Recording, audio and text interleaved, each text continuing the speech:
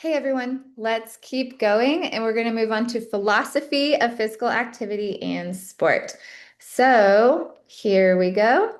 This lecture is really cool because, like I said, it builds on our last lecture, which was the sport ethics lecture. And now we're getting into similar concepts, just a little bit different. So let's look at first, what is philosophy? With philosophy, we define it as the love of wisdom. So I want you to ask yourself, what is wisdom? And what do you consider to be wise? Like we've heard of, people are wise, they have wisdom. To you, does that mean experience? Does that mean that they're worldly? Does that mean they're knowledgeable? Does that mean that they handle situations well? Does that mean they're older, etc.? With philosophy, we also know it's the systematic study of general fundamental questions regarding existence, like why are we here? Like reason, how do we reason things? How do we come up with answers? Our thought process, what's our knowledge? What do we value? And how should we spend our time here? We have different branches of philosophy, and we're going to touch on each one. The first one is epistemology. I'll just put them all up here so you can see. Epistemology, which is what is knowledge and how do we acquire it? Ethics looks at moral principles, right and wrong. So just like our last lecture, sport ethics. Axology, also logic, just explores correct reasoning processes. Metaphysics looks at reality, existence, objects, and properties. And then aesthetics, we're going to talk about is beauty and taste and art. So let's apply these to the sport, health, fitness setting. And so, first question, epistemology is about knowledge and acquiring it. So, question I have for you, does a former professional athlete necessarily have the instructional abilities to teach sport skills effectively? And so, if I am a former college soccer player, and or maybe even like I went into professional soccer. And do you think I have the abilities instructionally to teach soccer to a younger population? So does my experience give me the knowledge to do that? So something to ask yourself. Ethics. When, if ever, is it fair for an athlete to take performance enhancing drugs? So questions with this could be, well, are they legal drugs?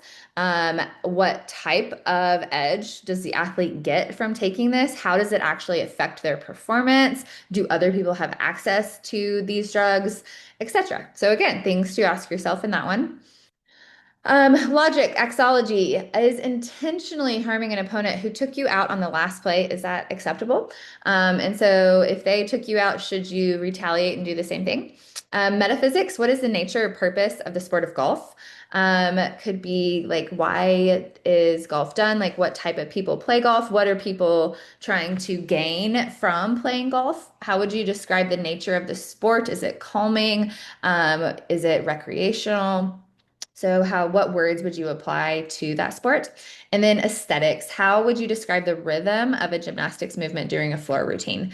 Words that come to mind for me is fluid, or obviously it's a rhythmic dance. It's graceful usually, it's powerful. So again, just lots of ways that we would describe something beautiful. Now we get into also in philosophy, but instead of looking at the branches, we're looking at what we call the five traditional philosophies. These were created by different philosophers in like BC AD time frame. Idealism is talking about how truth is universal and absolute. Realism, it looks at scientific laws. Um, Naturalism is all about nature and how we learn things naturally. Pragmatism is talking about reality as a total of our own experiences. And existentialism is the freedom to choose our own path and do what we want to, and how what we believe and what we do is based on our own experiences. I feel that these definitions are very, like it says, traditional, and they're also a little bit obscure and hard to differentiate between. And so I've kind of broken them down a little bit into where we can apply it to a sport or a fitness health situation.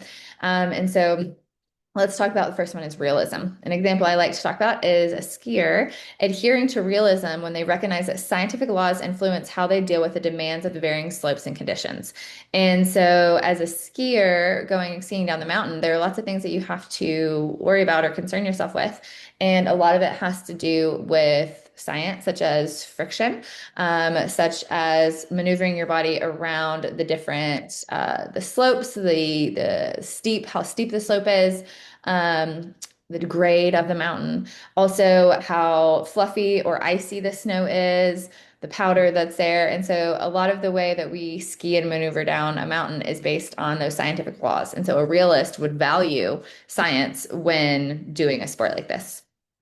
An idealist, we think of the kind of opposites, realist versus idealist. An idealist is someone who is more so in their head. We also think of them as a dreamer, but they also can experience a lot of feelings. And so the mental side of sports, such as learning from mistakes that you make in a game, is valued by the idealist. So these mistakes that I made, they've really affected me, and I'm going to process these mistakes and I'm going to learn from them. And so the mental side of it is valued by the idealist.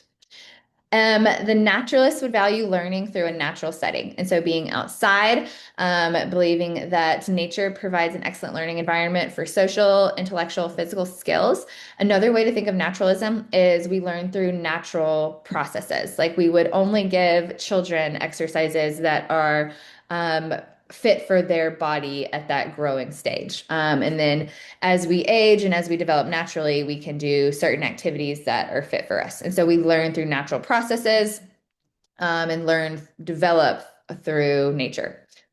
The pragmatist is practical. So I like to put that word with pragmatic. So pragmatist is a practical person, and they believe that I have to have a personal trainer because that's the only way I will persist in my fitness program. And that's okay because I know that.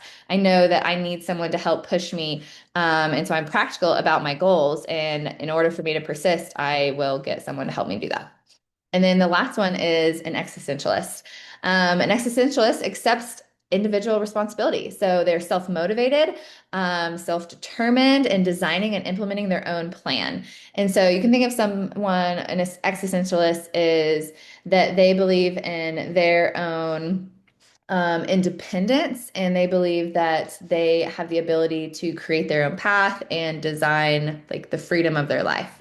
If you've ever heard of the word an existential crisis, when someone has an existential crisis, they are losing like self-identity and they don't know who they are. They don't know how to act. They don't know what to do. They don't believe in the freedom they have to be whoever they want to be. And so they can't identify with themselves. And so an existentialist values kind of everything about themselves and they can take on the responsibility, the motivation, and they have all the things that they need, all the tools to create their own path and design like their own life. Which one of the five philosophies do you relate to the most in life? So I want you to think about that one, okay? I'm going to talk about the philosophies one more time here when applying it to the human body, since this is kinesiology. And so idealism, simultaneous development with the mind. And so the body and the mind work together in order to have like sound, perfect development. Realism, emphasis on the whole individual. And so, yeah, the body, the mind, but we're also going to focus on the spirit. We're also going to focus on emotional health. We're going to focus on social life, whatever. So we're emphasizing the whole body. Naturalism, physical activity is essential for optimal learning. So physical activity is a natural part of life, and the human body was designed to be physically active. And so that is a naturalist principle. Pragmatic, we think of being practical, variety of activities for the effective functioning in society. So I'm practical in the fact that I know that I have to do all these different activities in order to be successful in life and successful in society. And then existentialist, again, with the freedom to choose the activity and be creative. I have the ability to design my life and design my physical activity how I want to. And so I'm going to be creative in how I choose to do so. Okay, very cool. All right, so next you're creating your own personal philosophy. This is one of your assignments.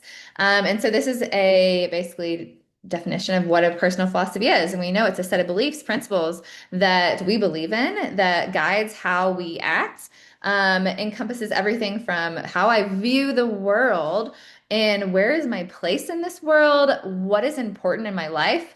And what do I consider to be right or wrong? Let's break it down even more. So, some questions to ask yourself when creating your personal philosophy is, what are your core values? Here's an example down here of words that you could put in your core value. What do they call it? Like cloud, I guess. What are your most deeply rooted beliefs? Like, what do you believe in the most? How do you measure success in life if success is important to you? What do you feel your life's purpose is? If you have figured out your life's purpose, you may not have figured that out yet. What's your greatest strength? And what do you need in life to be happy or content? Here's another way to draft your personal philosophy. You can start with a list of those 20 personal values, narrow it down to 3 to 5 core values or words that you identify with the most. Think about why each one's important to you. You can either write a little sentence for each one, how you put it into daily practice, connect the values together to like a long-term goal or aspiration that you have in life, write a few sentences, and then condense it to one sentence. I know that's a lot. You don't have to do it that way. That can just help some people develop their philosophy. You're going to have two philosophies. You're going to have one for your life and the other for physical activity. And so this one's separate. So I want you to keep them separated to understand the nature and the value of health and physical activity, particularly in the form of exercise, sport, and fitness. So I want you to think about these 5 values. And this is part of your assignment. You're going to rank them in order of what you value the most or what you desire the most. So think about, do you care about health-related fitness? Like, I have good cardiovascular endurance. I have good muscular strength. I had good power or whatever that's health related. Okay. Health related physical fitness. Now, motor skill or sport performance. So now, like, you're really good at basketball, or you're a really good runner, or you're a really great weightlifter. Is that important to you? Think about knowledge. If you want to be a doctor or a physical therapist, you probably value knowledge about the human body, physical activity, and health practices. Activity related to pleasure or fun. Do the things, the activities you do, like walking your dog or playing with your kids or going on a bike ride, do you do that because it's fun and you get pleasure out of it? And then last is desired physique. How important is the way your body looks? Is it muscular? Is it toned? Do you have less body fat, etc.? Rank those values, and that's part of your assignment. The last part is to contemplate those values that you listed and then come up with a statement that summarizes how you feel about physical activity, health, sport, fitness. So you're mainly just taking like the top 2 values that you had out of the 5 and kind of putting it into a sentence. And so if we look through these, train physically to earn emotional and mental benefits. So this person obviously benefits health-related physical fitness, like positive mental health. Perform resistance training to build strong, healthy muscles and bones. This could be health related, but it could also be like a sport related if they value weightlifting as a sport. Move, exercise, be active, and play to promote balance, literally and figuratively. Knowing the science of exercise, how to be physically active will bring one greatest satisfaction. So knowing the knowledge, so someone values knowledge on this one. Your body is a temple, so treat it with care, eat right, and exercise. This is about probably desired physique, where they treat their body perfectly and are treated like a temple. So again, I want you to think of what value is most important to you, and then come up with a sentence on what is your physical activity philosophy. So that's it for this lecture. But like I said, you have an assignment associated with this one, this PowerPoint. And so be sure to go look at that and make sure that you write your physical activity philosophy and your personal life philosophy. It's listed in your assignment section in Canvas for this week. Okay, great. We'll talk to you later.